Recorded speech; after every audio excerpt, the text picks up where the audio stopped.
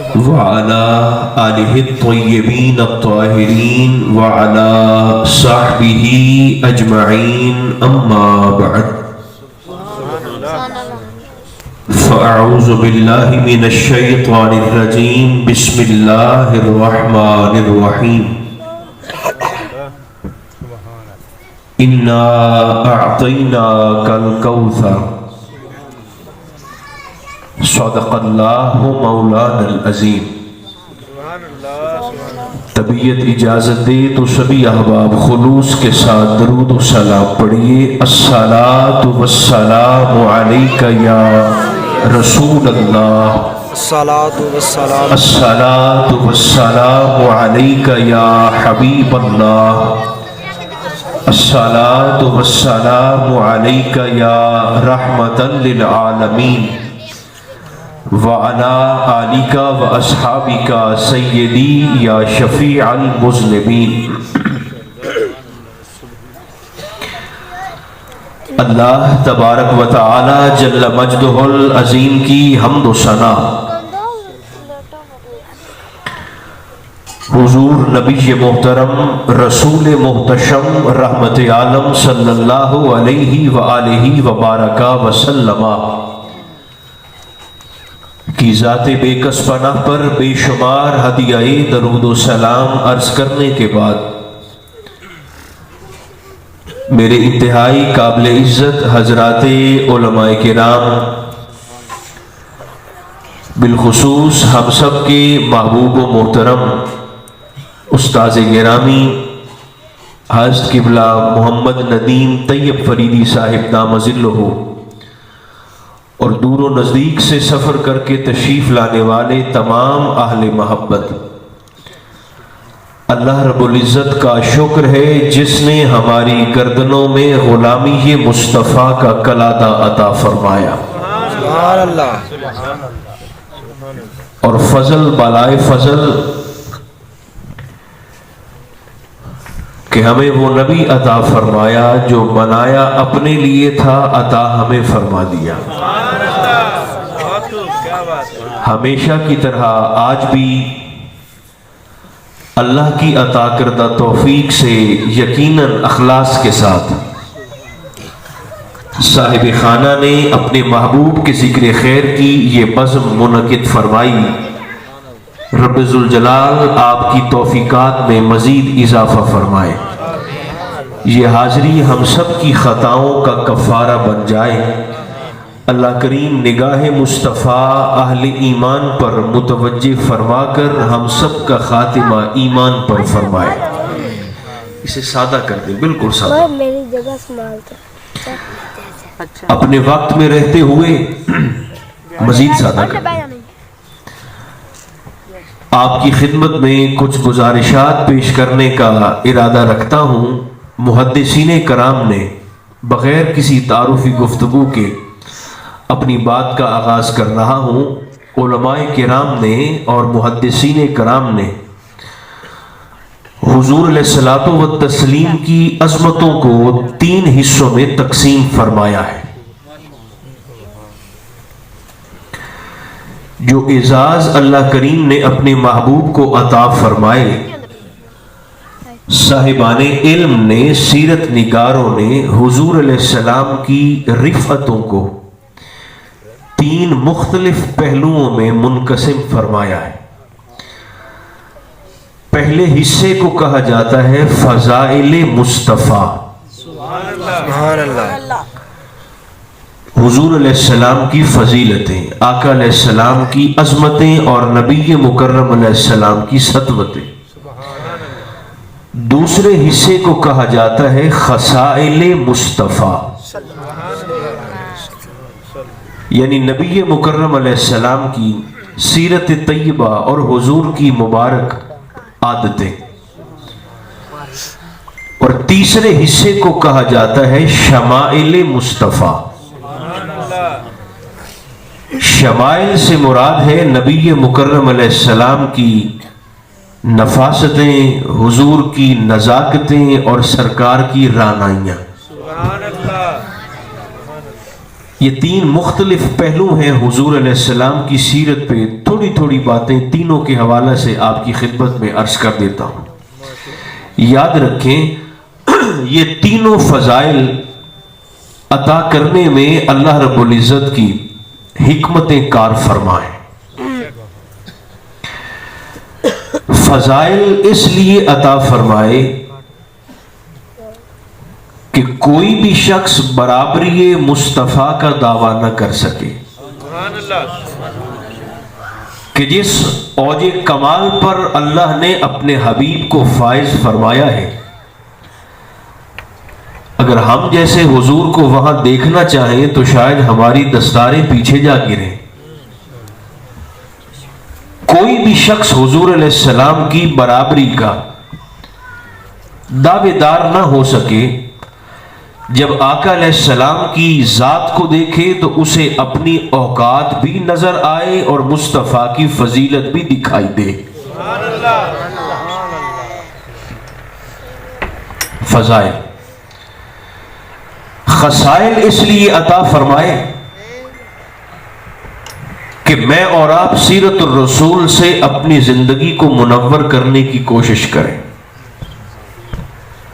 آقا کے طریقوں کو دیکھ کر اپنی دنیا کو بھی سنواریں, اپنی قبر کو بھی سنواریں اور اپنے حشر کو بھی سنواریں. اور شمائل اس لیے عطا فرمائے حسن, رانائیاں, حضور کی نفاستیں اور سرکار کی نزاکتیں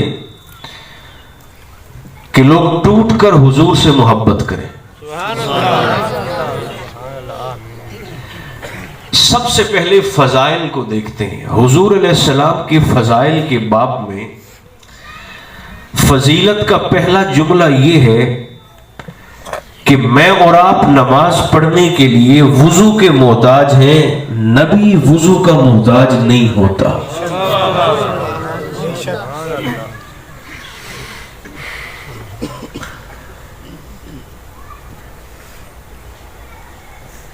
میں اور آپ پاکیزگی کے محتاج ہیں, طہارت کے محتاج ہیں, جبکہ طہارت کسب فیض کے لیے نسبت مصطفیٰ کا بہانہ تلاش کرتی ہے.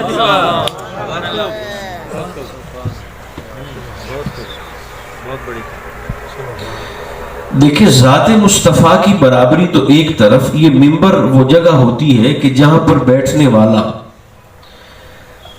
چاہے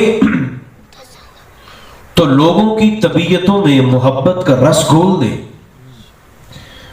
اور چاہے تو لوگوں کے مزاج میں نفرت کا زہر شامل کر دے.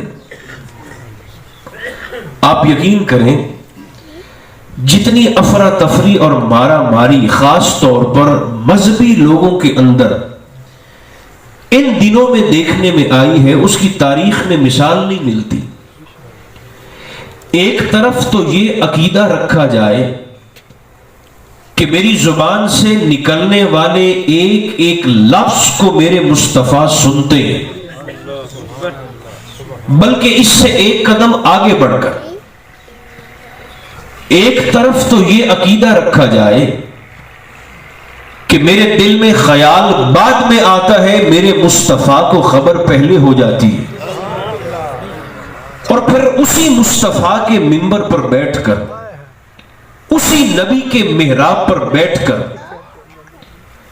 حضور کی نسبتوں اور سرکار کے نسب پر زبان کے ایسے تیر چلائے جائیں کہ گنبد خضرا میں مصطفیٰ کا دل دکھے. دیکھیں ہم اہل سنت ہیں, اہل سنت ادب کا مسلک ہے, حیا ہماری پہچان ہے, اسلام اعتدال کا مسلک ہے, محبتیں تقسیم کرنے کا اور محبتیں سمیٹنے کا درس بھی دیتا ہے اور حوصلہ افزائی بھی فرماتا ہے. ایک شخص اٹھتا ہے, وہ ہاتھ میں عظمت صحابہ کی چھتری تھام کر حضور کے خانوادے پر جسارت کرتا ہے اور اور جواب میں دوسرا شخص اٹھتا ہے اور وہ ہاتھ میں عظمت اہل بیت کی چھتری تھام کر ان شخصیات کی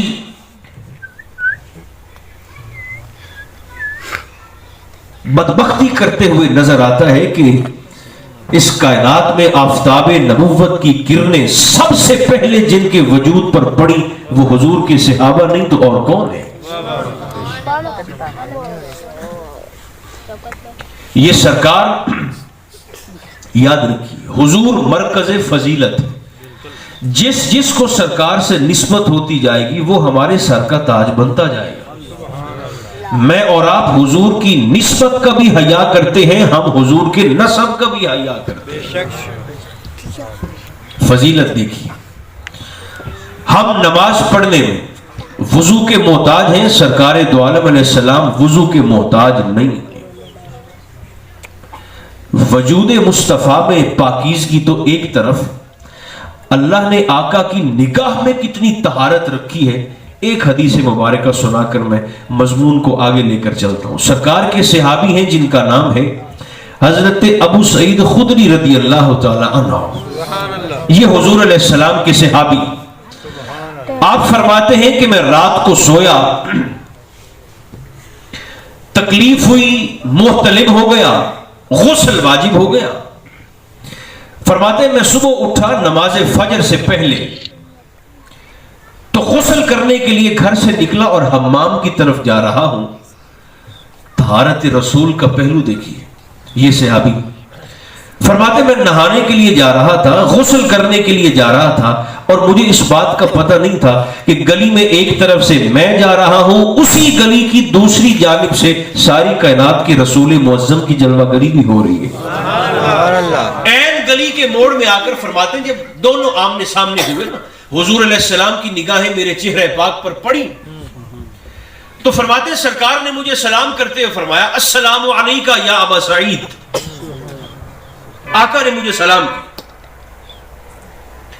فرماتے ہیں میں نے حضور کا سلام سن لیا مگر جواب دیے بغیر، ساتھ ہی چھوٹی سی دیوار تھی، وہ دیوار پھلانگی اور بھاگ گیا، باقاعدہ دیوار پھلانگ کے بھاگ گیا بغیر جواب دیے۔ سرکار بڑے حیران ہوئے کہ میں نے اس کو سلام کیا ہے، اس نے سن بھی لیا ہے اور جواب ہی نہیں دیا، اور دیوار پھلانگ کر باقاعدہ دوڑ گیا، باقاعدہ بھاگ گیا ہے۔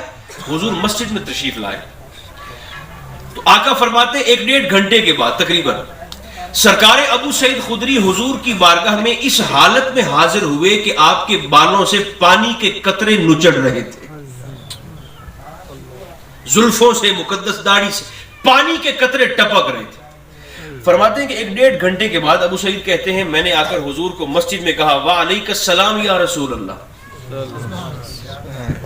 سرکار دو عالم علیہ السلام نے مسکرا کر فرمایا ابو سعید تو نے سلام کا جواب مجھے بڑی جلدی نہیں دے دیا، سلام تجھے میں نے وہاں گلی میں کیا ہے اور جواب تو 1.25 گھنٹے کے بعد اب دیتا ہے۔ ادب رسول دیکھیں اور پھر سرکار کی تربیت کا پہلو دیکھیں۔ کہنے لگے حضور اصل میں اس وقت ایسی کیفیت میں تھا، آقا ایسی حالت میں تھا، حضور غسل کرنے کے لیے جا رہا تھا، میرے کریم میں نے آپ کو اس کیفیت میں سلام کا جواب دینا حضور مناسب نہیں سمجھا، اب نہا کے آیا ہوں، طیب و طاہر ہو کر آیا ہوں تو حضور پھر آپ کو سلام کا جواب دیا۔ جواب سن کر آقا کے چہرے پاک پر سنجیدگی آئی اور سرکار نے فرمایا ابو سعید حد ہو گئی، یہ تو نے غسل کی وجہ سے مجھے سلام کا جواب نہیں دیا۔ آقا نے فرمایا ابو سعید یہ پانی کی ایک بالٹی تجھے نگاہ محمد سے زیادہ پاک کر سکتی تھی، فرمایا پانی کے 4 برتن تجھے میری نظر سے زیادہ طہارت دے سکتے تھے، اللہ نے میری نگاہ میں یہ کمال رکھا ہے کہ آسمان و زمین میں، ذات میں نہیں، رب نے میری نگاہ میں، نظر میں یہ کمال رکھا ہے کہ میں جس کو تک لیتا ہوں رب اس کا تن ہی نہیں اس کا من بھی پاک فرما دیتا ہوں۔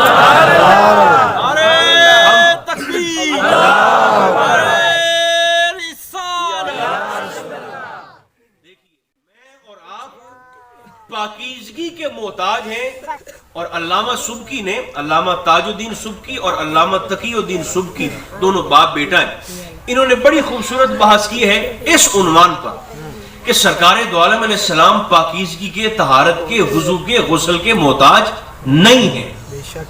ان میں سے ایک دو باتیں اگر آپ کے ذوق کی ہیں تو میں آپ کی خدمت میں عرض کر دوں. سبحان اللہ. دیکھیں، سب سے پہلے آپ فرماتے ہیں نبی مکرم علیہ السلام، اما عائشہ صدیقہ فرماتی ہیں حضور میرے حجرہ میں آرام فرماتے.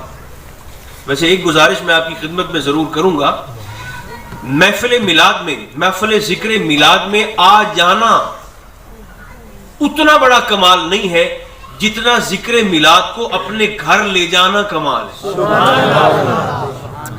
دیکھیں، یہ ہماری محفل بھی ہوتی ہے اور یہ اہل سنت کا، اہل ایمان کا کلاس روم بھی ہے جس میں ایمان والے سیکھتے ہیں.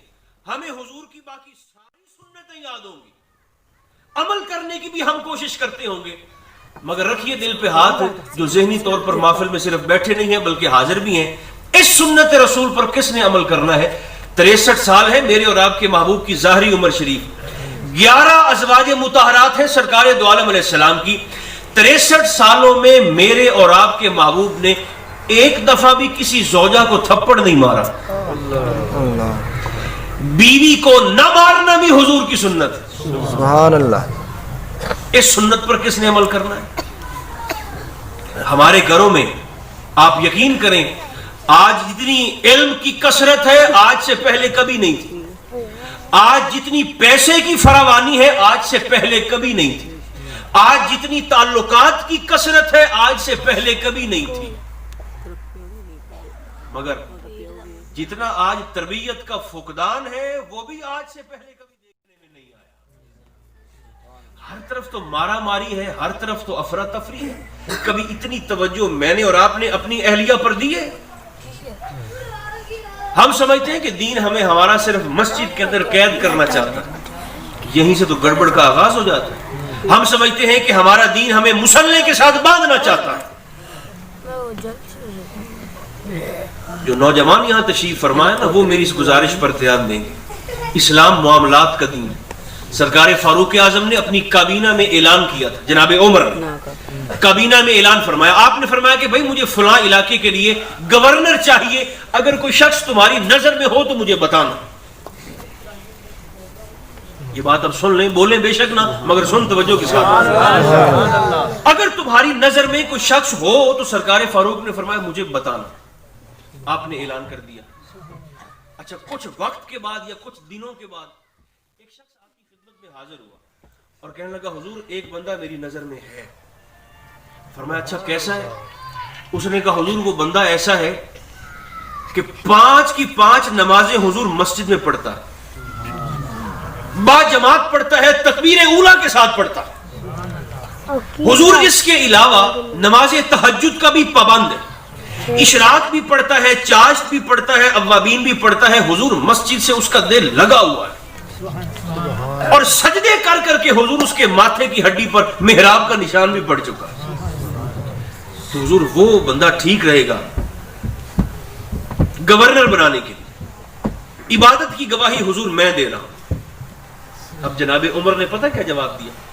آپ نے اسے مخاطب ہو کر فرمایا اچھا یہ جس شخص کی تو سفارش کرنے آیا ہے اور سفارشی بن کے آیا ہے کہ اتنا عابد ہے، اتنا عبادت گزار ہے، فرض بھی ادا کرتا ہے، نفل بھی ادا کرتا ہے، سرکار فاروق کا پیمانہ دیکھیں اس شخص کو پرکھنے کا.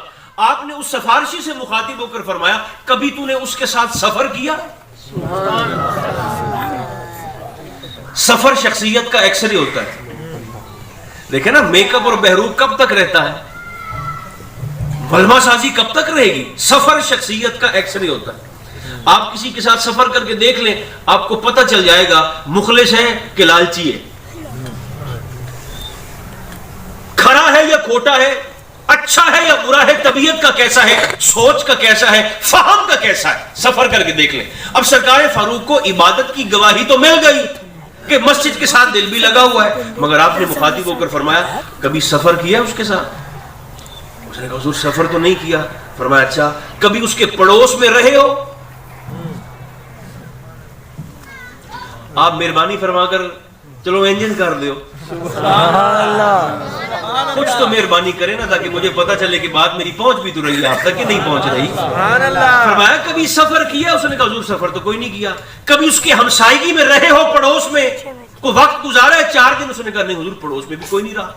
ایک شخص بھاگتا ہوا حضور کی بارگاہ میں حاضر ہوا، سرکار سے کہنے لگا حضور مجھے پتہ کیسے چلے گا میں اچھا ہوں یا برا ہوں؟ سرکار نے فرمایا تو اپنے پڑوسی سے پوچھ لے۔ پڑوس میں رہے؟ اس نے کہا حضور پڑوس میں بھی نہیں رہا۔ آپ نے فرمایا اچھا سفر بھی نہیں کیا، پڑوس میں بھی نہیں رہے، کبھی اس کے ساتھ لین دین کیا ہے؟ جسے تو گورنر بنانا چاہتا ہے علاقے کا، لین دین کبھی کیا ہے؟ اس نے کہا حضور لین دین بھی کبھی نہیں کیا۔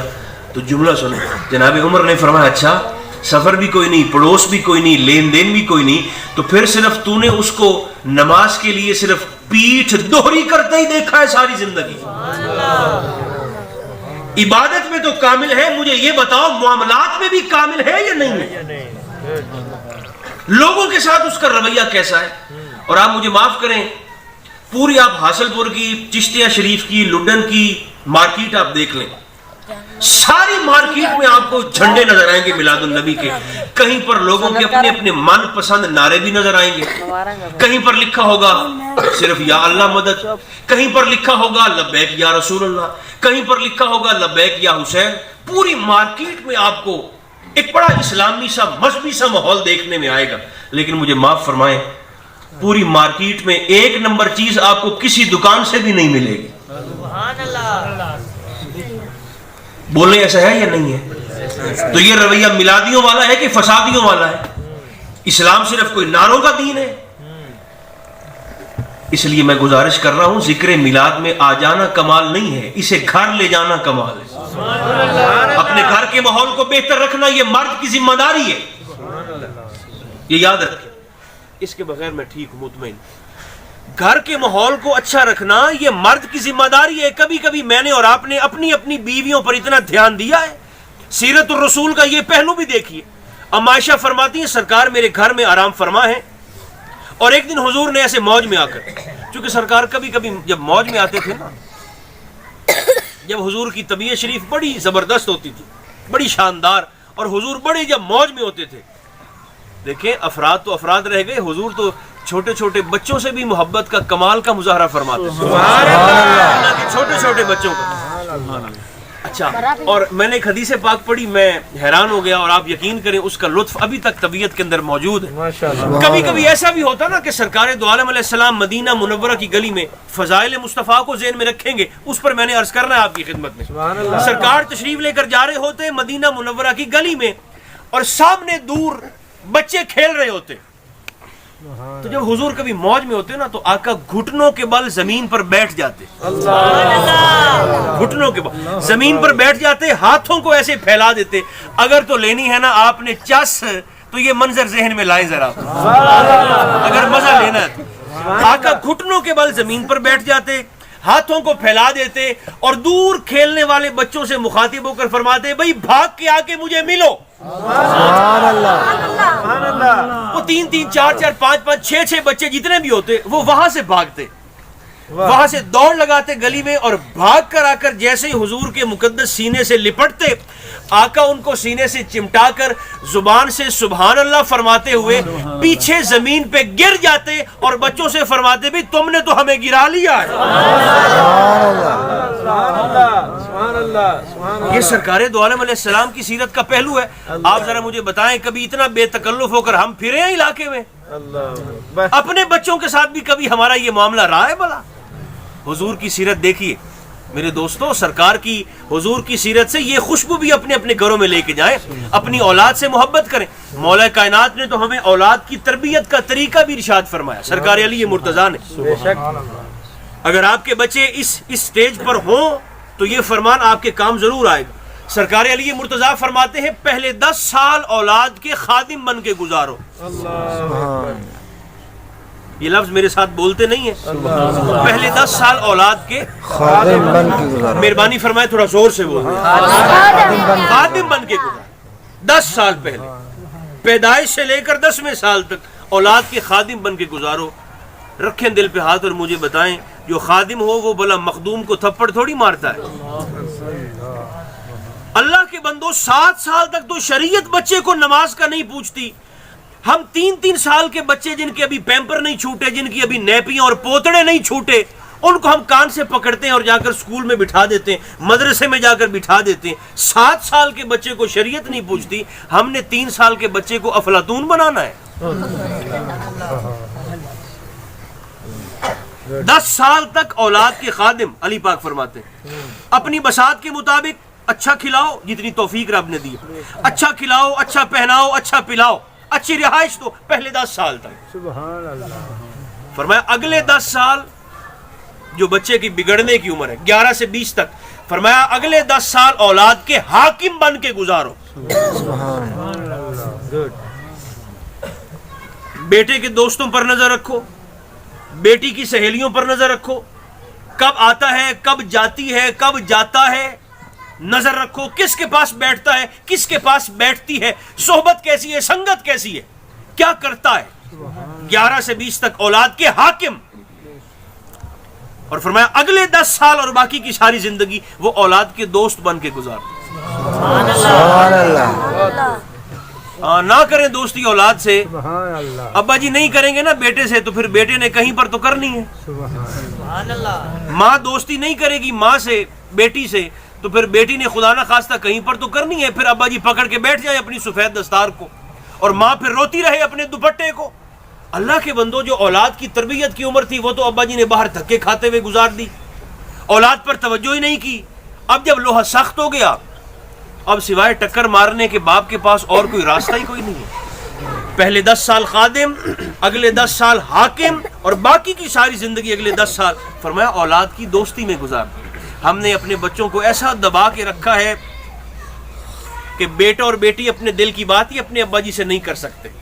اللہ ماشاءاللہ سب کی بات نہیں کرتا, نہیں کر سکتے دل کی بات اپنے والد سے. پڑوسیوں سے کہتے ہیں, فیملی میں اور لوگوں سے کہتے ہیں کہ آپ کہیں نا ابا جی سے ایسا کر دیں. ہوتا ہے کہ نہیں ہوتا؟ یہ والد کو اپنے رویے پر نظر ثانی کرنی چاہیے. یہ باپ ہے, تھانے دار نہیں ہے. اور میں سمجھتا ہوں وہ والد ناکام والد ہے. بطور باپ وہ شخص فیل ہو گیا ہے کہ جس کے گھر میں داخل ہوتے ہی بیٹا کہیں چھپ جائے, بیٹی کہیں چھپ جائے, بیوی بیچاری پریشان ہو کر کہیں گھس جائے, ماں باپ کے چہرے پر عجیب سی کیفیت پیدا ہو جائے کہ یہ مصیبت کہاں آ گئی ہے, کب صبح ہو اور یہ گھر سے جائے. وہ شخص بطور والد فیل ہے, ناکام ہے. اور وہ شخص کامیاب ہے جس کے گھر میں داخل ہوتے ہی اولاد ابا ابا کہہ کر باپ سے لپٹ جائے, بیوی کے چہرے پر رونق آ جائے, اور گھر میں فرحت کا سامان پیدا ہو جائے. مرد صاحب حکمت ہوتا ہے, صاحب بصیرت ہوتا ہے. حضور کی یہ حدیث پاک دیکھیں, آقا تشریف فرما ہے, اما عائشہ صدیقہ فرماتی ہیں حضور میرے گھر میں تشریف فرماتے, اور طبیعت شریف حضور بڑی تازگی والی تھی. سرکار نے فرمایا عائشہ جب تو مجھ سے خوش ہوتی ہے نا مجھے پھر بھی پتہ چل جاتا ہے, جب تو ناراض ہوتی ہے مجھے پھر بھی پتہ چل جاتا ہے. سبحان اللہ. اما جی فرماتی ہے میرا اشتیاق بڑا. میں نے کہا حضور آپ کو کیسے پتہ چلتا ہے؟ سرکار نے فرمایا جب تو مجھ سے خوش ہوتی ہے نا, خوش ہوتی ہے اور بات کرتی ہے, گفتگو کرتی ہے, کلام کرتی ہے, اور کلام کرتے ہوئے کبھی قسم کھانے کی نوبت آ جائے تو تو قسم کھاتے ہوئے کہتی ہے لا و رب محمد, مجھے رب محمد کی قسم ہے. اس بات کو سنیں گے, یہاں سے سنیں گے تو پھر اچھا لگے گا. سبحان اللہ. خوش ہوتی ہے نا عائشہ تو پھر میری نسبت سے میرے اللہ کی قسم اٹھاتی ہے, مجھے رب محمد کی قسم ہے علیہ السلام. اور فرمایا جب تو کبھی خفا ہوتی ہے, کبھی شکر رنجی ہوتی ہے, ناراض ہوتی ہے, اور بات کرتے ہوئے کبھی قسم کھانی پڑ جائے تو قسم کھاتے ہوئے کہتی ہے لا و رب ابراہیم, مجھے رب ابراہیم کی قسم. فرمایا خوش ہو تو میری نسبت سے رب کو پکارتی اور بلاتی اور قسم کھاتی ہے, ناراض ہو, خفا ہو, شکر رنجی ہو تو ابراہیم کی نسبت سے. ایسا ہے یا نہیں؟ اما جی مسکرائیں اور کہنے لگی حضور بات تو آپ نے بالکل ٹھیک فرمائی. دوستو میں اور آپ بھی چلیں کم از کم کبھی کبھی سالن میں نمک زیادہ ہو ہی جاتا ہے, وہ کون سا بیچاری جان کے ڈالتی ہے, اسے شوق ہے بے عزت ہونے کا, تو پھر چپ کر کے کھا لینا چاہیے نا مرد کو. جی اگر وہ پابند نہ ہونے کے باوجود ہمیں پکا پکا کے کھلاتی ہے. آپ جو میں گزارشات کر رہا ہوں وہ آپ تک پہنچ رہی ہیں کہ نہیں پہنچ رہی ہیں؟ جی دیکھیں گھر کے سکون جیسا سکون بھی کہیں پر نہیں ہے، اور گھر کی بے سکونی جیسی بے سکونی بھی کہیں پر نہیں ہے۔ آپ اپنے معاشرے میں، اپنے چک میں دیکھ لیں، اپنے علاقوں میں دیکھ لیں، دوستوں کی طبیعت اور مزاج کو دیکھ لیں، کئی ایسے نوجوان تھے، کئی ایسے پڑھے لکھے بھی، حسن والے بھی، خوبصورتی والے بھی، ذہانت والے بھی، جن سے دین کے دنیا کے بڑے بڑے کام لیے جا سکتے تھے، لیکن بیچارے اپنے گھر کے مسائل میں ایسا الجھے کہ اب پاگلوں والی باتیں کرتے ہیں، ختم ہو گئے، تخلیقی صلاحیتیں جواب دے گئی۔ اس لیے دین کو اپنے گھر میں لے جائیں، اس دین سے نور لیں، چونکہ محفل میں آ کر صرف کانوں کا چسکا تو مقصد نہیں نہ ہوتا، جو گزارشات کی جاتی ہیں ان پر سب سے پہلے تو سنانے والا خود عمل کرے، اس کے بعد پھر جو گزارشات پہنچے وہ سارے دوست اپنے ذہنوں میں بٹھا کر پھر اپنے اپنے گھروں میں لے جائیں، اور مزہ تب آئے گا کہ جب اس پر عمل ہو، ورنہ اس کے بغیر میرے بھائیوں، کوئی شخص بیمار ہو، دوائی سامنے رکھ کر بیٹھا ہو اور ہاتھ باندھ کے بیٹھ جائے، جی مجھے اللہ پہ توکل ہے، رب پہ بھروسہ ہے، اللہ پر میرا توکل ہے، وہی کرے گا جو کرے گا، کھائے نہیں دوائی، مر جائے گا مگر شفا نہیں ہوگی۔ ہم تو چونکہ ایسے افراد و تفرید کا شکار معاشرہ ہے نا، مانے یا نہ مانے مگر بات یہی سچی ہے، دونوں انتہاؤں پہ کھڑے ہیں، یا تو ہم بالکل ککھ نہیں کرتے اور کہتے ہیں کہ جی ہمارا بھروسہ اللہ کی ذات پہ ہے، جو کرے گا بس وہی کرے گا، اور یا ہم سارے کا سارا بھروسہ اپنے ہی آپ پر کر کے اللہ کی رحمت کو یکسر نظر انداز کر دیتے ہیں، اسے بھی توکل نہیں کہتے۔ یاد رکھیں یہ جملہ اور میرے ساتھ ساتھ چلتے آئیں، ظاہری اسباب کو اختیار کرتے ہوئے نتیجہ اللہ پہ چھوڑ دینا، اس کو توکل کہتے ہیں۔ سبحان اللہ، بیج ڈالنا شرط ہے، اس لیے آقا نے فرمایا کہ اگر تم اللہ کی ذات پر بھروسہ کرو گے نا، ہمارا بھروسہ بھی کوئی نہیں ہے، سبحان اللہ، آپ بولیں تو بھی بات یہی ہے، نہ بولیں تو بھی بات یہی ہے، بھروسہ ہمارا کوئی نہیں ہے اللہ کی ذات پر۔ دیکھیں نا کیسے ہو سکتا ہے بھروسہ، اچھے بھلے سیانے سمجھنے پڑھے لکھے ہر تیسرے بندے کو تو کالا جادو ہے یا نہیں ہے؟ آپ جو سامنے بیٹھے ہیں، چلے آپ تو بولے نا جو جن تک آواز پہنچ رہی ہے، سبحان اللہ، ہے یا نہیں ہے؟ ہر تیسرے بندے کو، ہر دوسرے بندے کو جادو ہے، اور آپ یقین کریں لوگ یہ نیت اور یہ طبیعت اور ذہن بنا کے آتے ہیں کہ ہمیں اگلا بندہ کہے کہ ہاں تجھے جادو ہے۔ اگر ان کو کہہ دینے کہ نہیں جی آپ کو جادو نہیں ہے، یہ آپ نکلیں ان خرافات سے، تو کہتے ہیں دیکھ لو جی ان کو تو علم ہی کوئی نہیں، ان کو پتہ سوری کوئی نہیں کسے گل رہا، اس کو تو علم ہی کوئی نہیں ہے، مجھے جادو ہے ان کو پتہ ہی نہیں چل رہا۔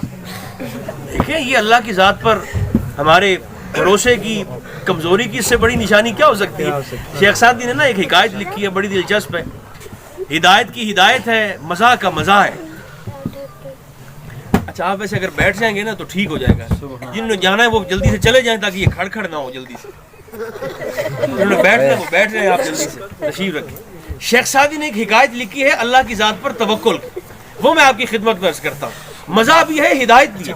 اور شیخ سعدی ہمارے وہ بزرگ ہیں، ایک دن شیراز کی گلی میں جا رہے ہیں، شیخ سعدی شیرازی شیراز کی گلی میں جا رہے ہیں اور راستے میں کتا آپ کو بھونک پڑا، شیخ سعدی کو کتا بھونکا، آپ رک گئے اور کتے سے مخاطب ہو کر کہنے لگے مجھے کیوں بھونکتا ہے، میں نے کو تجھے پڑھایا ہے؟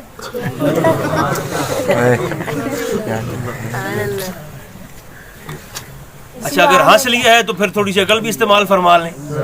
شیخ سعدی نے کیا کہا ہے؟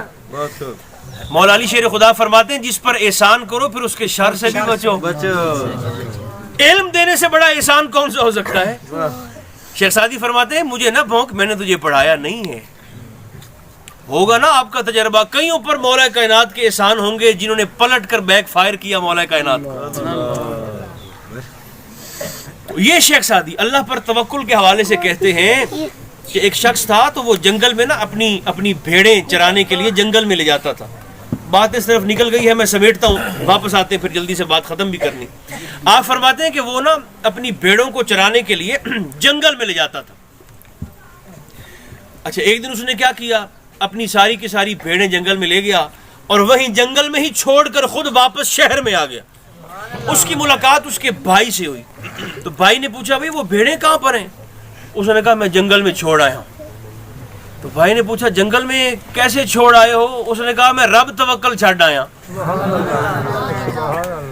بھیڑیں نا جنگل میں، رب توکل چھوڑ آیا ہوں. تو شیخ سعدی فرماتے ہیں اس کے بھائی نے کہا بے وقوف، جس جنگل میں تو نے بھیڑوں کو رب توکل چھوڑا ہے اسی جنگل میں بھیڑیے بھی تو رب توکل ہی پھر رہے ہیں نا. بھیڑیے بھی تو اپنے رزق کے لیے اللہ کے بھروسے پر ہی پھر رہے ہیں نا. تو ایسے نہیں کرنا تھا. سرکار کی بارگاہ میں دیہاتی آئے، حضور نے فرمایا اونٹ کہاں ہے؟ حضور اللہ کے بھروسے پر چھوڑ دیا. سرکار نے فرمایا ایسے نہیں کرتے ہوتے، پہلے اونٹ کو باندھنا تھا پھر اللہ کے بھروسے پر چھوڑنا تھا. رب پر توکل کر کے تو دیکھیں. آقا فرماتے ہیں تم اللہ کی ذات پر بھروسہ کرو، اللہ تمہیں ایسے رزق عطا فرمائے گا جیسے وہ پرندوں کو عطا فرماتا ہے. خالی پیٹ گھونسلے سے نکلتے ہیں. اچھا گھونسلے سے نکلنا ان کے لیے بھی شرط ہے، بیٹھے نہیں رہتے کہ ہمیں اوپر سے آئے گا. گھونسلے سے نکلنا ان کے لیے بھی شرط ہے. تو سرکار نے فرمایا خود بھی کھا کے آتے ہیں، بچوں کے لیے بھی لے کے آتے ہیں. اللہ کی ذات پر توکل کر کے دیکھیں. یہ ہر نبی کی سنت ہے، رب کی ذات پر بھروسہ کرنا. جی بہرحال نہیں بھائی نہیں، خواتین بس ایسے ہی سنو. دیکھیں عائشہ فرماتی ہیں کہ سرکار دو عالم علیہ السلام میرے گھر میں آرام فرماتے. نبی وضو کا محتاج نہیں ہوتا. اب جلدی سے قبول فرما لیں. سبحان اللہ. بس ایک دفعہ آپ سارے زور سے نہیں بولتے سبحان اللہ. بہت شکریہ. بول تو آپ سکتے ہیں تو پھر بولتے کیوں نہیں ہیں؟ عائشہ فرماتی ہیں کہ سرکار میرے گھر میں آرام فرماتے. تہجد کا وقت ہوا تو چشمان مقدس بیدار ہوئی، حضور جاگے اور سرکار نے وضو فرمایا. وضو کر کے آقا نے نماز تہجد ادا فرمائی اور نماز پڑھنے کے بعد عائشہ فرماتی ہیں کہ میرے محبوب سو گئے اور میں نے اپنے کانوں سے حضور کے مقدس خراٹوں کی آواز بھی سن لی. یعنی یہ بات متحقق ہو گئی کہ سرکار واقعی سو گئے، نیند آ گئی. مگر ہماری اور حضور کی نیند میں بھی فرق ہے. ہم سو جاتے ہیں، جسم بھی سو گیا، عقل بھی سو گئی، دماغ بھی سو گیا، اعضاء بھی سو گئے. حضور فرماتے ہیں جب میں سوتا ہوں میری صرف آنکھیں سوتی ہیں، دل محبوب کی یاد میں جاگتا رہتا ہے. اس کو میں آگے شمائل میں عرض کرتا ہوں، وضاحت نہیں کروں گا. دیکھیں آپ فرماتے ہیں کہ میں نے جب سن لیا نا، یہ بات تسلی ہو گئی کہ سرکار نے آرام فرما رہے ہیں حضور. تو فرماتے ہیں اتنی دیر میں فجر کا وقت ہوا، بلال نے اذان کہی، چشمان مقدس بیدار ہوئی، حضور جاگے اور آقا بغیر وضو کیے مسجد میں تشریف لے گئے اور نبی مکرم علیہ السلام نے نماز فجر جماعت کے ساتھ سارے صحابہ کو پڑھا دی. جب آقا نے سلام پھیرا تو پیچھے صرف صحابہ نہیں تھے، پیچھے منافقین بھی تھے. ابھی تک سرکار نے نکالا نہیں تھا وہ 350 بندہ جسے حضور نے فردن فردن نام لے لے کر مسجد سے نکالا تھا، وہ بھی پیچھے بیٹھے تھے منافقین. جب آقا نے سلام پھیرا تو منافقین نے بغلیں بجائیں، بدبختی کا اظہار کیا، خوشی کا اظہار کیا اور کہنے لگے دیکھو جیسے ہم بھول جاتے ہیں آج نبی بھی بھول گئے. بغیر وضو کے نماز پڑھا دیے. سرکار دو عالم علیہ السلام کو جب پتہ چلا تو آپ نے تکلیف کے ساتھ اظہار فرمایا ما بالو اقوام، فرمایا اس بدبخت قوم کا کیا حال ہوگا جو علم محمد پہ اعتراض کرتی ہے. صلی اللہ علیہ وسلم. جبریل بھی نہیں آئے کہ حبیب بغیر وضو کے پڑھائی ہے تو ان سے کہیں کہ چلے کم از کم قضا ہی کر لیں، اعادہ ہی کر لیں. نہیں، جبریل کا نہ آنا اس بات کی سند ہے کہ حضور نے جو نماز پڑھائی ہے وہ سرکار کی بھی ہو گئی ہے، پچھلے سارے صحابہ کی بھی ہو گئی.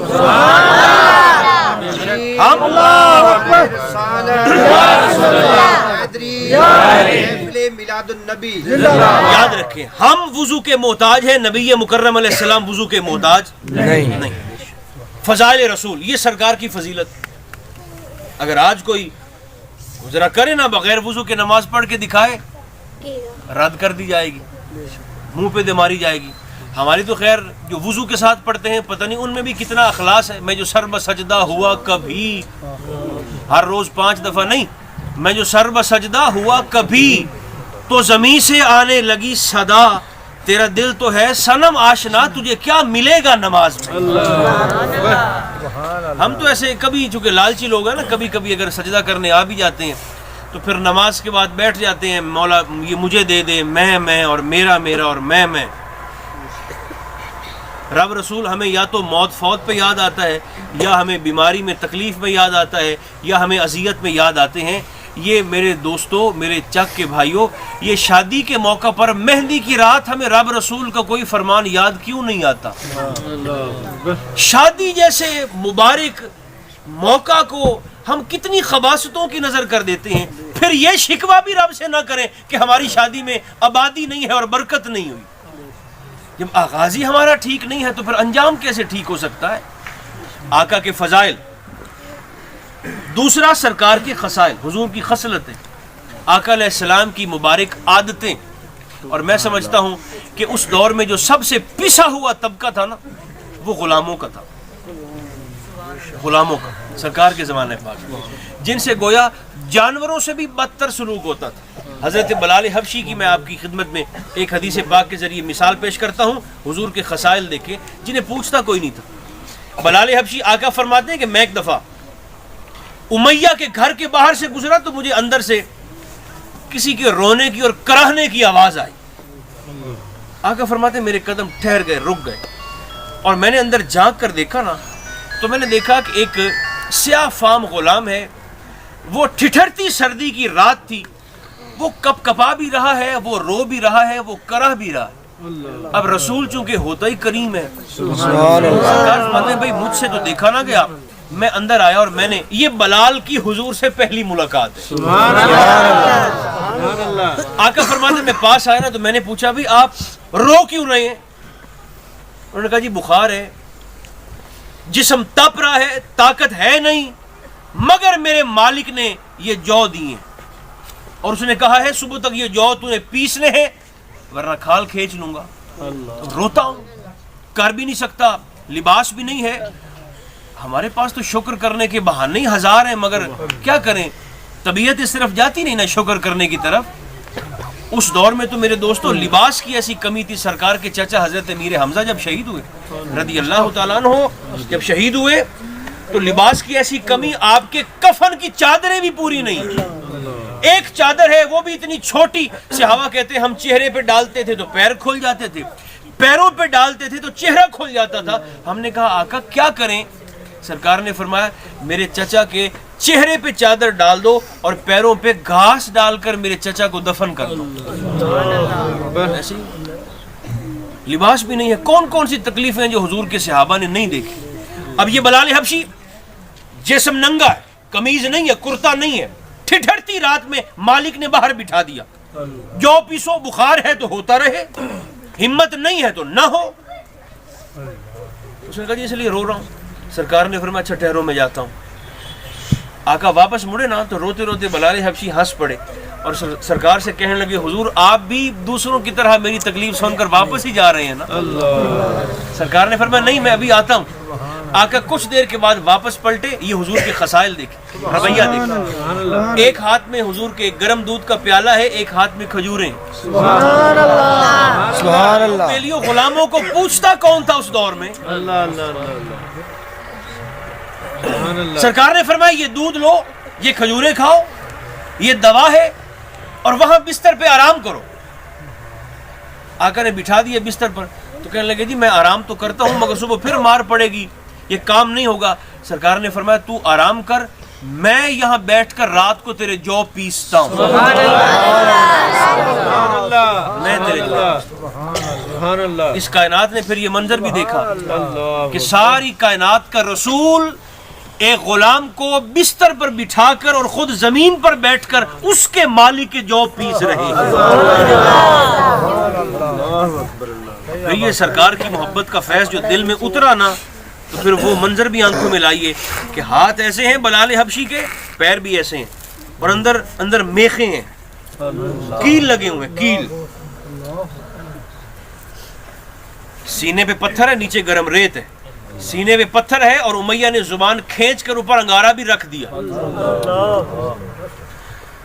پیدائشی لکنت تھوڑی تھی آپ کو بلال حبشی کو، وہ جو اشہدو کو اسہدو کہتے تھے یہ بھی حضور کی محبت میں تحفہ ملا تھا۔ انگارہ جو رکھ دیا جلتا وہ زبان پر، تو پھر لکنت آ گئی۔ مگر اتنی تکلیف کے باوجود کوڑے پڑ رہے ہیں، اور جب امیہ مار مار کے تھک گیا تو بلال سے کہنے لگا کہ بلال تو بڑا جھلا ہے. آپ نے فرمایا کیا ہوا؟ کہنے لگا کہ تو جس کا کلمہ پڑھتا ہے، جس کو وحدہ لا شریک مانتا اور کہتا ہے، تو نے کبھی اس کو دیکھا ہے؟ آنکھوں سے کبھی دیکھا ہے؟ بلال نے فرمایا نہیں دیکھا. امیہ نے کہا کبھی اس کے کلام کو، بات کو، آواز کو سنا ہے؟ بلال نے کہا نہیں سنا. تو امیہ نے کہا جسے دیکھا ہی نہیں، جسے سنا ہی نہیں، اسے پھر کیسے مانتے ہو؟ آپ نے فرمایا مجھے اور تو کچھ نہیں پتا، مانتا اس لیے ہوں کہ زہرا کا بابا کہتا ہے کہ وہ ہے. اب فرمایا کائنات ادھر سے ادھر ہو سکتی ہے مگر بلال کے عقیدے میں تبدیلی نہیں آ سکتی. تو یہ حضور کی خصلت ہے. آپ یقین کریں جو کام سختی نہیں نہ کر سکتی وہ کام محبت کر دیتی، وہ کام پیار کر دیتا. تلوار کا مارا سر اٹھا سکتا ہے مگر پیار کا مارا قیامت آ سکتی ہے لیکن سر نہیں اٹھا سکتی. یہ سرکار کے خصائل ہیں. خصائل سے بھی ہم نے نور لینا ہے. زندگی بنے گی تب جب سرکار کی سیرت کا نور عملی طور پر ہماری زندگیوں میں آئے گا. اور تیسرا حصہ میرے دوستو وہ ہے حضور کے شمائل. اور شمائل سے مراد ہے آقا علیہ السلام کی مقدس وجود کی نفاستیں، چونکہ انسان فطری طور پر حسن پرست ہے. اچھی چیز، اچھی شخصیت، اچھی جگہ، اچھی کوئی بھی شے خوبصورت وہ اس کو متاثر کرتی ہے، فطری طور پر متاثر کرتی ہے. اور حضور کے شمائل میں یہ بات کتنی عظمت والی ہے. شمائل بھی ہیں اور شمائل میں یہ حضور کے فضائل بھی ہیں. اس سے بڑی سرکار کے شمائل میں نفاست کیا ہو سکتی ہے کہ سرکار نے 63 سالوں میں کبھی انگڑائی نہیں لی، حضور نے کبھی جمائی نہیں لی، جس میں مصطفیٰ پر کبھی مکھی نہیں بیٹھی. پسینہ رسول کو اللہ نے خوشبودار بھی بنایا ہے. صحابہ اور صحابیات تو خالی شیشیاں پکڑ پکڑ کے آتی تھی. حضور بیٹی کی شادی ہے، یہ آپ اپنا پسینہ نہیں بھر دیتے شیشی میں، حضور بچی کے جہیز کے کپڑوں پر لگانا ہے. زندگی بھر نبی مکرم علیہ السلام رات کو نیند میں کبھی محتلم نہیں ہوئے. نفاست ایسی جس میں رسول کا سایہ بھی نہیں تھا. لعاب دہن رسول میں اللہ نے برکت بھی رکھی ہے، شفا بھی رکھی ہے، مٹھاس بھی رکھی ہے، خوشبو بھی رکھی ہے. اچھا اور یہ عارضی بھی نہیں تھا، یہ مستقل ہوتا تھا. ایک حدیث پاک اس پر بھی چلیں، آخری حدیث پاک. حضور کے صحابی ہیں جن کا نام ہے عتبہ بن فرقد السلمی رضی اللہ تعالیٰ عنہ. یہ سرکار کے صحابی ہیں. اور آپ کا خاصہ یہ تھا کہ آپ کے جسم سے ایسی لاجواب قسم کی خوشبو آتی تھی جو یوں سمجھیں کہ مارکیٹ میں ملنا ہی محال اور ناممکن تھا. 4 بیویاں تھی آپ کے ازواج مطہرات سرکار عتبہ کی، 4 بیویاں. وہ بارہا آپ سے پوچھتی کہ حضور خوشبو کون سی لگاتے ہیں، بتا دیں ہمیں. تو آپ فرماتے ہیں کہ جو میں لگاتا ہوں وہ تمہیں مارکیٹ سے نہیں ملنے والی، خوشبو میرے وجود سے آتی ہے، بازار سے نہیں ملے گی. تو آپ کی یعنی ازواج آپ سے مخاطب ہو کر کہتی تھیں کہ آخر اگر نام نہیں بتانا تو نہ بتائیں، مگر آپ بھی تو کہیں سے لے کر ہی لگاتے ہیں نا، تو بتا دیں ہمیں. ایک دن ان چاروں نے اتفاق کیا کہ آج عتبہ آتے ہیں نا تو ان سے اس خوشبو کا نام پوچھیں گے جو وہ استعمال کرتے ہیں. سرکار عتبہ تشریف لائے. یہ حضور کی نفاستیں ہیں. عتبہ تشریف لائے گھر میں تو وہ چاروں بیٹھی تھیں. انہوں نے کہا بھئی آج ہم آپ سے خوشبو کا نام پوچھے بغیر چھوڑیں گے نہیں، آپ خوشبو کا نام بتائیں جو آپ کے وجود سے جسم سے آتی ہے. تو آپ نے فرمایا کہ میں تو خوشبو لگاتا ہی کوئی نہیں ہوں. انہوں نے کہا نہیں، آپ کے جسم سے جو آتی ہے وہ بتائیں. اب سرکار عتبہ نے وہ راز کھولا خوشبو کس چیز کی آتی. فرمایا میں چھوٹا تھا، 6-7 سال میری عمر تھی، تو مجھے جسم پر گرمی دانے نکل آئے. میری اماں جی نے علاج بھی کروایا، لیکن یہ میری گزارش آپ چلیں جاتے جاتے ہی قبول فرما لیں. زندگی دیکھیں، زندگی تکالیف سے، امتحانوں سے بھری ہوئی ہے. ایسا ہو ہی نہیں سکتا کہ زندگی پانی کے بہاؤ کی طرح سموتھ چلتی رہے. نہیں، ناممکن. اتار بھی ہے، چڑھاؤ بھی ہے، خوشی بھی ہے، غمی بھی ہے، تکلیف بھی ہے، آسانی بھی ہے. یہاں سکون تلاش نہ کریں. کمرہ امتحان میں کیسا سکون؟ یہاں تو ایک سوال حل کرو تو دوسرا تیار ہے، دوسرا حل کرو تو پھر تیسرا تیار ہے.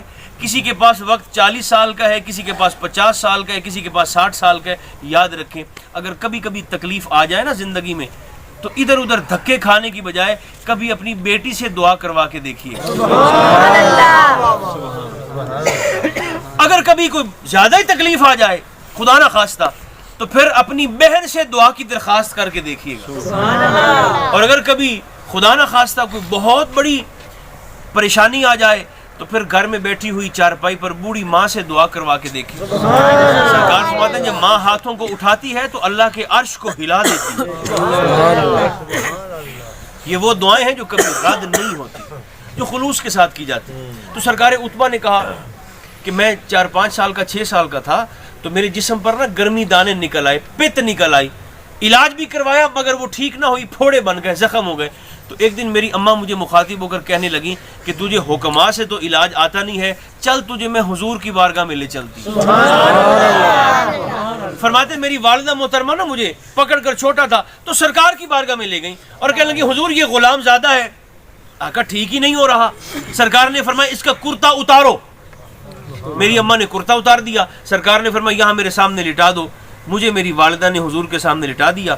فرماتے ہیں سرکار نے اپنا لعاب دہن مبارک, آب زلال مبارک, تھوک مبارک سرکار نے وہ میرے زخم پہ لگایا.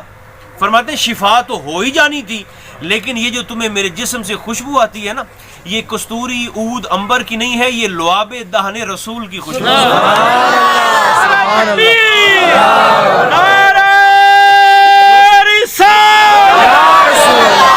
آمد مصطفیٰ, آمد مصطفیٰ.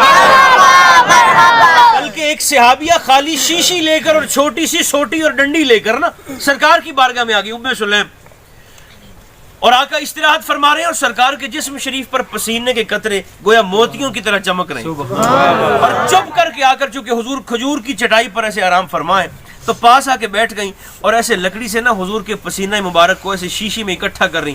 چشمان مقدس بیدار ہوئی اور آقا نے فرمایا یہ کیا کر رہی ہو؟ انہوں نے کہا حضور وہ بچی کی شادی ہے تو جہیز کے کپڑوں کے لیے حضور پھر خوشبو بھی تو چاہیے نا ہمیں. اچھا سرکار اٹھے اور حضور نے پھر خود جمع کر کے دے دیا.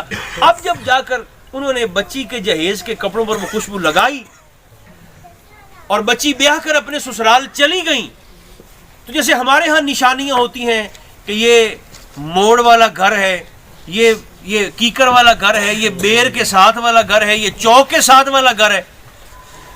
وہ جب خاتون جس کے کپڑوں پر حضور کے مقدس پسینہ اطہر کی خوشبو لگی تھی جب وہ اپنے سسرال میں گئیں تو گھر ایسا مہکا اس کا سسرالیوں کا کہ لوگوں نے اس گھر کا نام ہی رکھ دیا بیت المطیبین, خوشبوؤں والا. اگر کسی نے نشانی پوچھنی ہوتی نا کہ ہم نے اس گھر جانا ہے تو لوگ کہتے ہیں اہل علاقہ اچھا وہ آپ نے اس گھر جانا ہے جو ہر وقت حضور کے پسینہ سے مہکتا رہتا. یہ ہے حضور کے شمائل, اور شمائل اس لیے عطا کیے تاکہ لوگ ٹوٹ کر میرے نبی سے محبت کریں. ورنہ جو ہمارا حال ہے ہمارے نوجوانوں کو تو ہر روز صبح و شام کسی نہ کسی سے محلے میں سچی محبت ہو ہی جاتی ہے, سچی محبت ہو جاتی ہے. کبھی صبح بھی کبھی شام بھی. جوتے الگ کھاتے ہیں, رسوا الگ ہوتے ہیں, بے عزت الگ ہوتے ہیں. محبوب وہ بنائیں, یہ محبوب جس کے لیے آج جوتے کھا رہے ہو 4 سال کے بعد اس کا حسن مان پڑ جائے گا, ختم ہو جائے گا. محبوب وہ بنائیں وَلَلْآخِرَةُ خَيْرٌ لَكَ مِنَ الْأُولَىٰ. قیامت آ سکتی ہے مگر جن کے حسن کی تازگی میں فرق نہیں آ سکتا. تو محبوب وہ پھر بنائے نا کہ میں اور آپ چوک میں کھڑے ہو کر فخر کے ساتھ ہم کہہ سکیں کہ محبوب رب کا بھی وہی ہے اور میرا بھی وہی ہے. مہربانی آپ یہ فرمائیں کہ اب اس دعا پر چلیں. سبحان اللہ تو آپ نے کوئی نہیں کہا, آمین تو کہہ دیں, آمین تو کہہ دیں. اللہ کرے یہ حاضری ہم سب کی خطاؤں کا کفارہ بن جائے. اللہ رب العزت ہم سب کے محبوب بھی ہیں, محترم بھی ہیں. اللہ رب العزت آپ کو ہمیشہ عزتوں کے ساتھ سلامت رکھے اور آپ کے طفیل اللہ ہماری حاضری بھی قبول فرمائے. رب کریم اس دعا پر خاص طور پر آمین کہیں. اللہ پاکستان کی خیر فرمائے, دینوں کے شر سے محفوظ فرمائے. رب ذوالجلال حضور کی نگاہ کرم امت مصطفیٰ پر متوجہ رکھے. صلی اللہ تعالی علی خیر خلقہ محمد و آلہ و اصحابہ اجمعین برحمتک یا ارحم الراحمین.